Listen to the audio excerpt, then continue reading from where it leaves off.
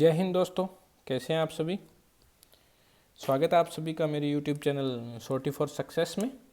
तो मैं आज आपसे चर्चा करता हूं राजस्थान के प्रतीक चिन्ह एवं संभाग एवं जिलों के बारे में। तो राजस्थान के जो प्रतीक चिन्ह हैं, जो मेनली राजस्थान की बेसिक से क्वेश्चन बनती हैं, उनके बारे में चर्चा करते हैं। और मैंने आपको ये बिल्कुल शॉर्ट में बताऊँगा, 5 या 6 मिनट की वीडियो में ये ख़त्म हो जाएगा अपना टॉपिक। और ये बेसिक है राजस्थान, अगर आप राजस्थान एग्ज़ाम की तैयारी कर रहे हो तो ये बेसिक आपको पता होना चाहिए। तो सबसे पहले भी राजस्थान दिवस कब बनाया जाता है? 30 मार्च को बनाया जाता है।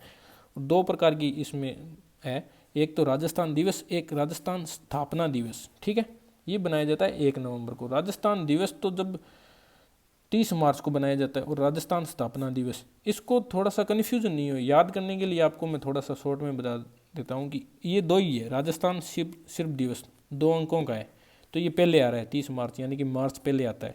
आपको ये तो ज़रूर पता होगा 30 मार्च और 1 नवंबर, ये दोनों तो तारीखें आपको याद रहेगी। यही कन्फ्यूजन होगा अभी, राजस्थान दिवस कब मनाया जाता है, राजस्थान स्थापना दिवस कब मनाया जाता है। तो राजस्थान दिवस में सिर्फ 2 आ रहे हैं, 2 शब्द आ रहे हैं। ठीक है, तो ये पहले बनाया जाएगा, 2 शब्द वाला पहले 30 मार्च को। और राजस्थान स्थापना दिवस, इसमें कितने शब्द आ रहे हैं? 3 शब्द आ रहे हैं। तो इसको कन्फ्यूजन नहीं होगे, तो ये बाद में, यानी कि मार्च के बाद में क्या आता है, भी लास्ट 2 ही आपको याद रखनी है, 2 डेट, वो आपको पता चल जाए भी 1 नवंबर को। तो आप ऑप्शन मिलेंगे तो आप ऑप्शन में कन्फ्यूज नहीं होंगे। उसके बाद आगे आते हैं, तो सबसे पहले आता है भी राजस्थान का राज्य पक्षी क्या है। तो राजस्थान का राज्य पक्षी क्या है? राजस्थान के राज्य पक्षी का नाम है गोडावन। ठीक है, और इसका वैज्ञानिक नाम क्या है? इसका वैज्ञानिक नाम है कोरियोटिस नाइग्रिसेप। ठीक है, आप इसको याद कैसे रखोगे भी, ये थोड़ा सा कन्फ्यूजन है भी, कोरियोटिस नाइग्रिसेप ये याद करने में थोड़ा सा कठिन लग रहा है। तो गोडावन क्या है? गोडावन की प्रजाति धीरे धीरे खत्म हो रही है। क्या हो रही है? प्रजाति धीरे धीरे खत्म हो रही है। तो ये रो रहे हैं, मतलब ये रो रहे हैं। तो कोरियोटिस, तो रो रहे हैं, तो कोरियोटिस मतलब क्राई कर रहे हैं। तो क्या कर रहे हैं? क्राई, क्राई यानी कि रो रहे हैं, मतलब गोडाउन की प्रजाति समाप्त हो रही है, तो इसलिए रो रहे हैं, क्राई कर रहे हैं। तो क्राइयोटिस। ठीक है, आपको ऑप्शन देखते ही पता चल जाएगा भी, क्राई कर रहे हैं तो क्राई, कोरियोटिस नाइग्रिसिप, आपको याद रह जाएगा। गोडाउन को क्या बोलते हैं? ग्रेट इंडियन बस्टर्ड भी बोलते हैं अंग्रेजी में। ठीक है, इंग्लिश में क्या बोलते हैं? Great Indian bustard. ठीक है, और ये कहाँ कहाँ पाया जाता है? ये क्वेश्चन पूछा गया है भी, इसकी आश्रय स्थली कौन सी है? आपसे ऐसा पूछा गया है भी, सोर्स एंड बारह का संबंध किस चीज़ से है? तो राज्य पक्षी गोडाउन से है। ये आश्रय स्थलीय राष्ट्रीय मरुद्यान जैसलमेर में, जो सांकलिया अजमेर में, सोर्स एंड बारह में, ये गोडाउन की आश्रय स्थली है। आपको ये तीनों याद रखनी होगी, इसमें से क्वेश्चन बनता है। और इसको राजकीय पक्षी कब घोषित किया गया? ये आपको डेट याद रखनी है, 1981, 1981 में इसको राजकीय पक्षी घोषित किया गया था। ठीक है, अगला है राज्य पक्षी। हमने राज्य पक्षी देख लिया, अगला है राज्य वृक्ष। ठीक है, तो राज्य वृक्ष कौन सा है? खेजड़ी अपना। ठीक है, तो इसको क्या बोलते हैं? रेगिस्तान का कल्प वृक्ष भी बोलते हैं, राजस्थान का गौरव भी बोलते हैं। तो आपसे अगर ये पूछ ले कि रेगिस्तान का कल्प वृक्ष कौन सा है, तो आपको याद रखना है खेजड़ी है। खेजड़ी का वैज्ञानिक नाम क्या है? Prosopis cineraria. आपको इस कैसे याद रखोगे भी, वो तो हमने याद कर लिया भी, क्या था भी, गोडाउन की प्रजाति धीरे धीरे खत्म हो रही है, तो ये क्राई कर रहे हैं, तो कोरियोटिस नाइग्रिसिप सेप सॉरी। और राज्य वृक्ष क्या है? खेजड़ी। तो खेजड़ी को प्रोसोपिस सिनेरेरिया कैसे याद करोगे? तो आपको पता है कि खेजड़ी की फली का नाम क्या है? सांगरी। हमें पता है सांगरी की सब्जी। तो सांगरी की सब्जी कैसे बनती है? प्रोसेस करके बनती है। खेजड़ी की पत्तियों को लेकर, मतलब खेजड़ी की फली तोड़कर, सांगरी जो है उसको तोड़कर प्रोसेस करके उसकी सब्जी बनाए जाते हैं। क्या करके? प्रोसेस करके। तो प्रोसेस करके सब्जी बनाते हैं, तो क्या हो जाएगा? Prosopis cineraria. आपको याद रह जाएगा भी, खेजड़ी के वृक्ष से सांगरी तोड़कर प्रोसेस करके सब्जी बनाते हैं, तो प्रोसोपिस सिनेरेरिया इसका नाम हो जाएगा। और ये मेन क्वेश्चन है भी, इसकी खेजड़ी की पूजा कब की जाती है? कौन से उत्सव पे की जाती है? तो विजयादशमी यानी कि दशहरे पे खेजड़ी की वृक्ष की पूजा की जाती है। ठीक है, ये राज्य वृक्ष घोषित कब किया गया? तो ये घोषित किया गया 31 अक्टूबर 1983। आपको याद रखना है, 31 अक्टूबर 1983 को राज्य वृक्ष खेजड़ी को घोषित किया गया था। ठीक है, आगे देखते हैं हम। आगे राज्य पुष्प। ठीक है, तो राज्य पुष्प कौन सा है? राज्य पुष्प है टिकोमेला एंडुलेटा। ठीक है ना, रोएडा रोइडा। ये इसको कैसे याद रखोगे, टिकोमेला अंडुलेटा को।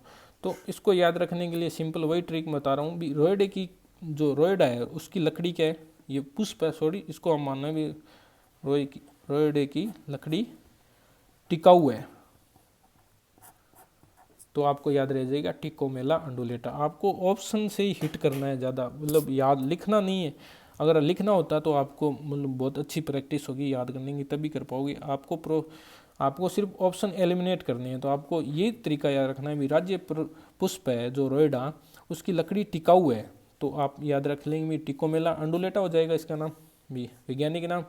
ये आपको अवश्य याद रखना है भी राजस्थान के पश्चिम भाग में, पश्चिम भाग कौन सा हो गया, पश्चिम भाग हो गया जैसलमेर, बीकानेर, इधर जोधपुर, बाड़मेर, ये राजस्थान का पश्चिम भाग हो गया। ठीक है, ऊपर गंगानगर आ जाएगा, नीचे जालौर आ जाएगा, ये पश्चिम भाग हो गया। तो इस पश्चिम भाग में ये रोइडा पाया जाता है। ठीक है, इसे रेगिस्तान का सागवान भी बोलते हैं। ये कन्फ्यूजन मत होना, आपसे पूछेंगे रेगिस्तान का सागवान, तो सागवान तो है रोइडा। अगर आपसे पूछे रेगिस्तान का कल्प वृक्ष या रेगिस्तान का गौरव, तो है खेजड़ी। इसमें कन्फ्यूजन नहीं होना। अब आपको दो चीज़ें एक आसानी हो जाएगी, जैसे राज्य पुष्प और राज्य वृक्ष एक साथ घोषित किए थे। राज्य पुष्प और राज्य वृक्ष कब घोषित किए, 31 अक्टूबर 1983 को घोषित किए थे। ठीक है, अब आपके आगे आता है राज्य पशु। राज्य पशु हमारे दो हैं। आपसे पूछे तो राज्य पशु आप हमेशा बताते हो, कभी तो बताते हो ऊँट, कभी बताते हो चिंकारा। तो वन्य जीव की जो श्रेणी में आता है वो तो है चिंकारा। ठीक है, और पशुधन की श्रेणी में आएगा तो ऊँट आएगा। ठीक है, अगर आपसे पूछे भी राज्य पशुधन की श्रेणी में, पालतू पशुधन की श्रेणी में तो है ऊँट, और वन्य जीव श्रेणी में है चिंकारा।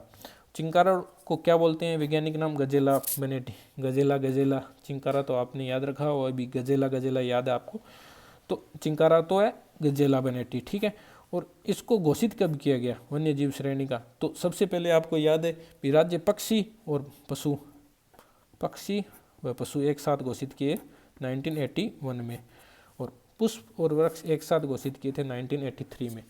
और जो पशुधन श्रेणी में ऊँट है, तो चिंकारा का तो गजेला हो गया, यानी कि गजेला बेनेटी।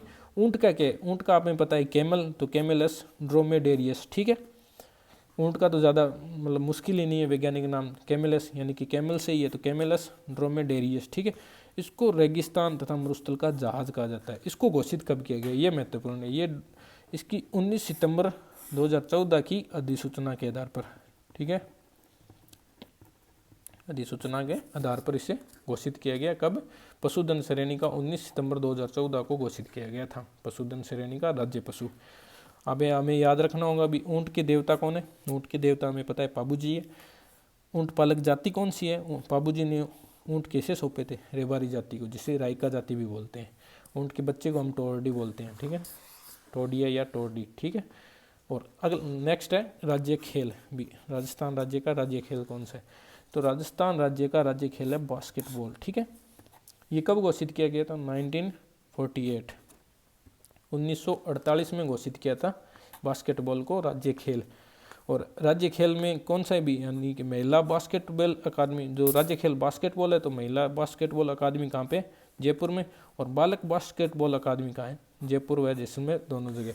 तो आपको मैंने ट्रिक के साथ ये बताया है, और इसकी मैं PDF है वो नीचे लिंक में डाल दूंगा, आपको मिल जाएगी शॉर्ट ट्रिक में। ये थोड़ा सा आप याद कर लेना, ये राजस्थान का बेसिक है। तो वीडियो देखने के लिए धन्यवाद। चैनल को सब्सक्राइब करें और अपने दोस्तों के साथ शेयर करें। Thank you.